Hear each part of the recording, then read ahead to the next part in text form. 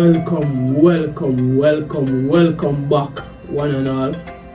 Thank you so much for joining the Gameyaaad family again for another video. In this video, I will be sharing with you day 2 roundups for the 5th round of the West Indies Championship. That's a 2025 edition of the West Indies Championship. And as you would have known, this tournament or this championship basically is to select players for the senior West Indies men's test team. Now, to be honest with you, I'm really impressed with how the tournament is going in terms of performance. We are seeing both performance with bat and ball, but from the bowling perspective though, mostly the spinners that are really getting the wickets, but in this round we would have seen some fast bowlers getting some 5-wicket haul, and which is is a good thing to see, right? Now, let us take a look on the Barbados and the Trinidad game that would have taken place at the Kensington Oval.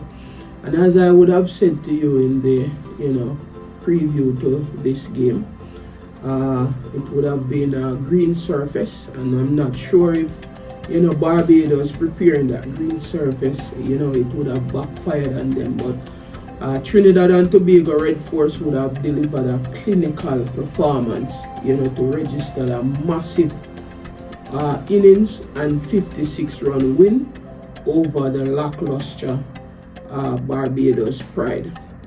Now, I mean, this contest was, the expectation was that it would have been a very close contest, but the Trinidad and Tobago Red Force, they would have blown away the Barbados Pride, and it's a very, it comes as a very big surprise to me, to be honest with you, given that these teams are, in second and third place on the chart, the points chart. So you would have expected, a very close matchup. But on the first day, Trinidad would have, they would have delivered a stellar performance, skittling out the Barbados Pride for a meagre 86. And in their reply, they would have made 263, right? And that would have given them a daunting first innings lead of 177, right? And then, they would have, bowled out the Barbados Pride in, for 121, winning that game inside 2 days. It's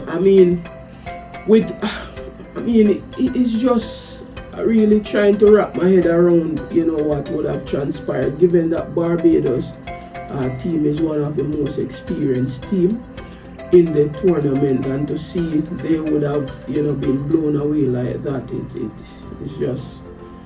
it's just very surprising, to be honest with you. Very, very surprised about that match. That was a big surprise for me, that game. Alright, in terms of the Harpy Eagles and the Volcanoes game, I think that game, the first day, would have been affected heavily by rain, but at the end of the second day, I think at the Providence Oval, that game would have been evenly poised. The Volcanoes, they would have resumed day 2 on 77 for 2, and they would have been bowled out for 213 with Jeremy Salazano, opener. Jeremy Salazano, he would have anchored the innings with a well-crafted 83 runs, right? And RP Eagles, now in their reply, they would have closed day 2 on 159 for 3, and they would have, trailed the Volcanoes by 54 runs. And Captain Tevin Imlach is there on an unbeaten 40, along with, Kemal Savory on 46. He's approaching another half century. So, as I said, that's a game that is, evenly poised. Let us see how day 3 will transpire. Right?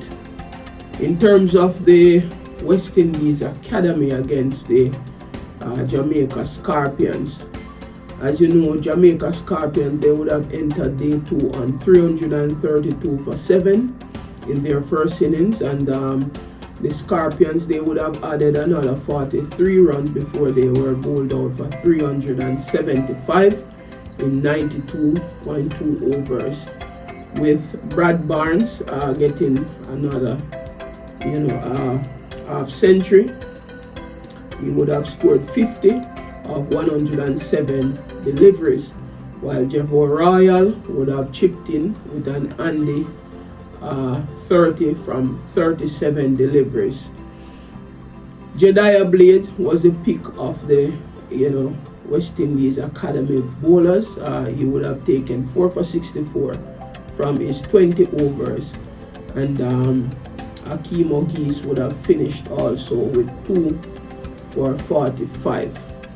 Right, the Academies, they were bowled out by the Jamaica Scorpions for 211 46.5 overs.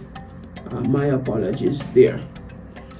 Now, Carlan Bowen Tuckett continued his rich vein of form with 100 ball 57 runs, and that would have included 9 fours, and opener Mbeke Joseph would have made an 88 ball 54 as well, but to get his maiden half century there in first class cricket. Teddy Bishop would have gotten 30 as well. Brad Barnes would have shown his class again with the ball. He would have shown a good performance there again with the ball, and that he would have taken a 5-for in the tournament so far. In this innings, he would have taken 3 for 25 of 6 overs, and he was well supported by O.J. Shields and Marquino Minley, who would have taken 3 for 40 of 8.5 overs and 2 for 32 of 9 overs respectively. At stump, Jamaica Scorpions, they were at 110 for 2 of 23 overs, and they would have been leading by a massive 274 runs. Brandon King ended the day not out on 58. Hope that Brandon King can go on to get that big score, right? That big 100. And first innings, half centurion, Javel Glenn is there on 20 as well at the wicket, right?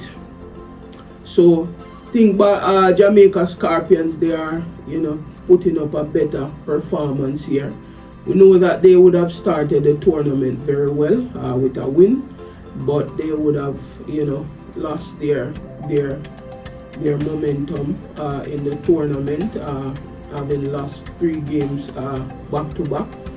And so in this match against the West Indies Academy, they are getting back into better performance, and they are applying themselves much better in this game. Let us jump over now to the Vivian Richards Stadium, where the Hurricanes are up against the combined campuses and colleges team. Now, pacer Alzarri Joseph, he would have taken a 6-wicket haul for the Leeward Islands Hurricanes, and they have been dominant in this game so far, to be honest with you. As you would have known, Joel Andrew would have made a century on that first day, along with Justin Greaves. So they would have resumed on 375 for 7, 375 for 6 rather, and they would have been bowled out for 425 of 98.5 overs. Pacer Chemar Older would have picked up 5 for 107 from his 26.5 overs. He would have led the attack for the CCC with the new ball. And Akeem Jordan would have played a good supporting role with 3 for 77 from his 24 overs. Joseph then ripped apart the CCC batting lineup with figures of 6 for 35 from 17 overs, as the CCC were restricted to 170 for 9 in 44 overs before declaring. Romario Greaves would have top scored with 39 not out from 62 deliveries, while captain Johan Jeremiah would have made 31. Justin Greaves added to his 100 on Wednesday with 2 for 13 from his 5 overs. He would have supported Alzarri Joseph very well.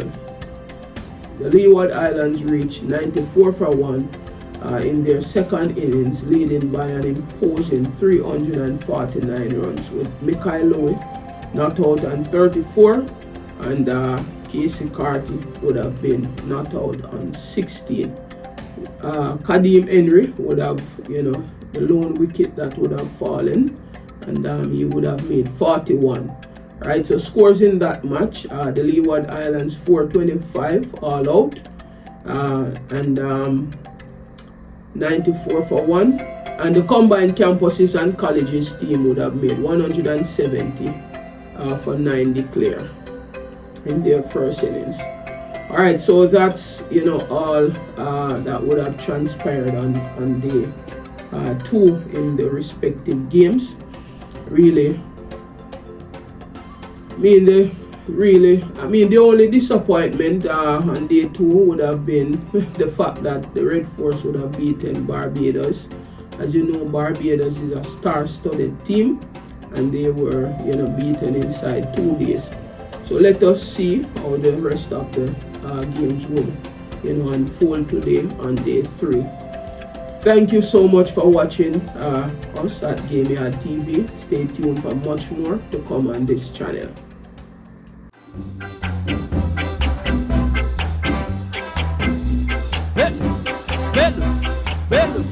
Belo.